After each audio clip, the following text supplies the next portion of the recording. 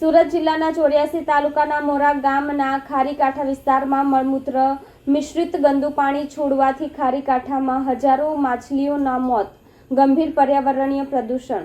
સુરત જિલ્લાના 84 તાલુકાના મોરા ગામ નજીક ખારીકાંઠા વિસ્તારમાં છેલ્લા કેટલાક દિવસથી અવારનવાર ઔદ્યોગિક વિસ્તારમાંથી મળમૂત્ર તથા કેમિકલ મિશ્રિત અત્યંત ગંદા પાણીનો નિકાલ કરવામાં આવી રહ્યો છે। આ કારણે ખારીકાંઠાના પાણીમાં ઓક્સિજનનું પ્રમાણ નહીવત થઈ ગયું છે અને પાણીનો રંગ કાળો પડી ગયો છે, જેના પરિણામે આજરોજ સવારથી અનેક પ્રજાતિની હજારો માછલીઓ તણાઈને કાંઠે આવી અને મૃત્યુ પામી છે। સ્થાનિક ખેડૂતો તથા માછીમારોના જણાવ્યા અનુસાર આવી ઘટના છેલ્લા ઘણા સમયથી વારંવાર બની રહી છે, જેના કારણે ખારીકાંઠાનું જળજીવન લગભગ નાશ પામ્યું છે। આ ઉપરાંત આ ગંદા પાણીનો ઉપયોગ ખેતરોમાં સિંચાઈ માટે થતા પાકને પણ ભારે નુકસાન થઈ રહ્યું છે।